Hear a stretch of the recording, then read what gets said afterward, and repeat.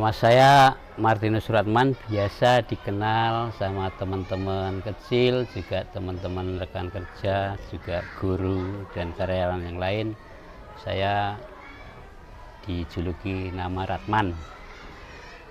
Saya sudah agak begitu lama bekerja di sekolah Mangunan ini ya. Mulai berawal dari tanggal 28 Maret 2015. Dari situ saya masih bekerja di sekolah Mangunan yang lama, yaitu di wilayah Kecamatan Berbah. Kemudian dari Berbah ada pergeseran dan perkembangan untuk berpindah ke Cepuwatu ini. Saya masih diikutsertakan sampai di Cepuwatu ini, sehingga pada hari ini saya juga masih bisa mengikuti kegiatan belajar mengajar yang diselenggarakan oleh Yayasan Dinamika Edukasi Dasar. Saya di sini bekerja awalnya sebagai penjaga sekolah, kemudian saya diperbantukan untuk rumah tanggaan, yang akhirnya saya sekarang diberi tugas untuk kebersihan di area luar sekolah atau ruangan. Kemudian pada saat-saat sekarang ini saya juga masih tetap menggeluti cabang kesenian budaya yang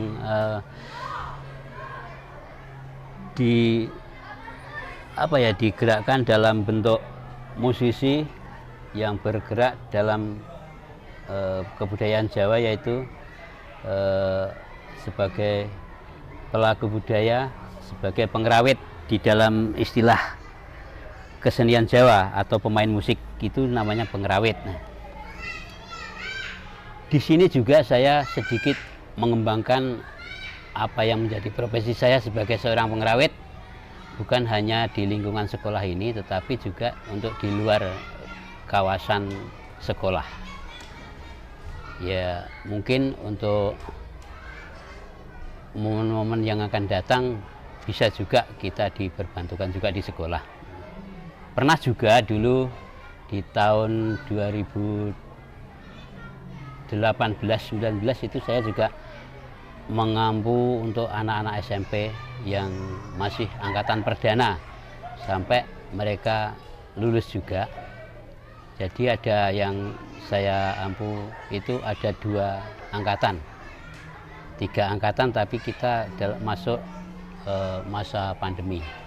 Perjalanan hidup saya setelah saya mengenal kerawitan ini atau budaya Jawa yang disaranani oleh alat-alat gamelan, awal mula bergerak di daerah ibu kota Jakarta. Mulai mengenal musik ini juga di tahun 1993. Itu berawal saya kepingin bermain gamelan. Kemudian saya belajar juga dari sanggar ke sanggar, yang akhirnya saya juga diakui sebagai anggota pengrawit di daerah Jakarta. Jauh masa saya belajar, yang kemudian saya bisa layak dipentaskan, kemudian saya diikutsertakan di Sanggar Candra Budaya, itu pimpinan daripada Bapak Subagio, adik kandung dari Bapak Darto Helm. Dari situ saya mulai bisa mengembangkan diri untuk bermain gamelan. Kemudian ada pembukaan sanggar baru yang namanya Sanggar Nirmalasari di kawasan Cinere di Jalan Ismaya. Saya juga ikut serta di sana. Berawal dari situ itu saya didata dan didaftar sebagai anggota Pepadi untuk awal. Tapi setelah waktu berlanjut, data itu merupakan data seolah-olah data abadi, karena sampai saat hari ini data yang dulu itu tidak ada pembaharuan. Tetap sesuai nomor induk Upadi Pusat. Kemudian sampai sekarang ini juga saya juga masih kepingin mengembangkan kesenian gamelan ini, terutama di daerah Kalasan ini, ada di daerah Sorogenen, ada paguyuban yang saya asuh, terus di daerah Sambilegi ada juga saya asuh, terus saya ngisi di daerah KB Timbulrejo, saya di sana juga ikut mengisi acara setiap malam Rabu. Kemudian acara rutin di Sanggar Besar Kelampes Ireng, daerah Dayaan Ngerangsan, saya juga ikut serta. Di sana ada waktu sepel atau waktu latihan itu di malam Senin. Tapi di sana juga saya jarang-jarang mengikuti karena ya waktu saya juga terbatas. Kemudian untuk yang belakangan ini saya mengampu untuk kerawitan yang bergerak di bidang kerohanian, yaitu di wilayah Kalasan Barat, itu di lingkungan Andreas. Ya, kalau sekarang di sana ada kapelnya yang di Juwangen itu ada, tapi latihannya di daerah Sorogenen. Itu setiap malam minggu. Kemudian setiap malam Selasa Kliwon, mereka juga saya bawa untuk ngisi di joglo kita ini, di sekolah kita ini, setiap malam Selasa Kliwon berlatih di sekolahan kita ini. Kemudian mengenai sepak terjang saya di Jakarta dulu, itu adalah merupakan suatu perjuangan sangat besar sekali, karena ya namanya di sana itu mesti bersaing, otomatis saya itu juga beradu pengertian, otomatis kita tidak puas dengan apa yang kita miliki. Jadi sampai saat sekarang ini juga saya itu masih dalam tahap belajar juga untuk mengolah rasa daripada alunan suara gamelan. Ya mungkin itu yang bisa saya tuturkan. Sebagai pelaku budaya, saya sudah memberi contoh apa yang saya jalani selama hidup saya. Ya kita tidaklah mudah untuk mendapatkan apa yang namanya nilai seni itu, tetapi semua orang bisa mendapatkannya. Ya. Jadi terutama bagi teman-teman Garuda yang masih di sekolah